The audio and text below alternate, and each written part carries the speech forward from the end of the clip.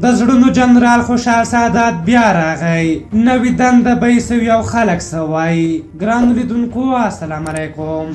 جنرال خوشحال سادات بیا راغی او دا ځل بل مهم مسؤلیت ور وسپارل شو.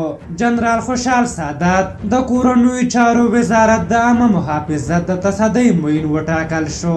کورنیو چارو وزارت وایي د دوی په وړاندیز او د ولسمشر په منظورۍ سادات په دغه دنده ګمارل شوی. سادات څه موده وړاندې د ارشد معین له څوکۍ لري او د دفاع وزارت د تعلیم او تربیې معین وټاکل شو چې له کبله یې سادات مرور او دوبۍ ته ولاړ. نوموړي له شمشاد سره په یوه مرکه کې ګیله وکړه چې ولسمشر ورته حتی د لیدو وخت نه دی ورکړی او نه هم ورته ویلي چې ولې له دندې ایسته شوی دی. خو د خوشحال سادات نوې دنده به څه وي. که څه هم د خوشحال سادات دا دنده له پخوانۍ هغې کوچنۍ ده او هغومره صلاحیتونه به ونه لري، خو نوې دندې هم ګټوره ده او له لارې لوی خدمت کیدای شي. د خوشحال سادات نوې دنده د عامه نظم یا عامه ساتنې معینیت د هېواد د سترو ملي پروژو لکه ټاپي، کاسا زر، اورګاډي لیک جوړولو، د اوبو سترو بندونو، مهمو دولتي ادارو په شمول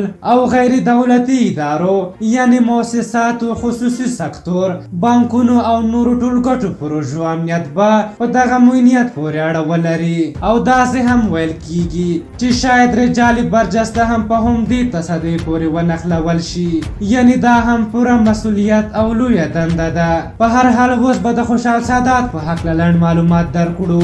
جنرال سادات په انګلستان ملي نظامي اکاډمۍ کې پوځي زده کړې کړې او د افغانستان د کونړ ولایت اوسیدونکی دی. هغه په افغانستان کې د پولیسو د ځانګړي ځواک CRU کې تیله قومندانۍ دندې پیل کړه او دغه ځواک یې 2600 تنو ته ورساوه.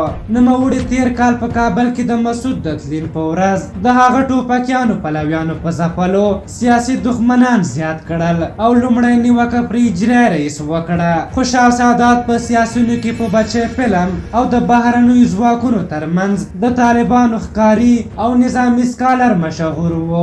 د هغه په بیا راګرځېدو ټولنیزو رسنیو کې تود هرکلی روان دی. خلک وایي خوشحال سادات چې په کومه دنده ګمارل شوی له دې د پورتې دندې وړتیا لري او موږ ورته د وزارت تمه لرله. په هر حال اوس وخت کې نظام ته د هغه راتګ مهم و. نورې خبرې به بیا وروسته کیږي. په هر حال تاسو د دغې موضوع په هکله څه نظر لرئ او د خوشحال سادات د ګمارنې په هکله څه نظر لرئ؟ خپل نظرونه هم راته په کومنټ کې ولیکئ. که زموږ ویډیو مو خوښه شوې وي ضروري لایک کړئ. تر بلې ویډیو مو په لویه بخښونکي خدای سپارم. د الله په امان.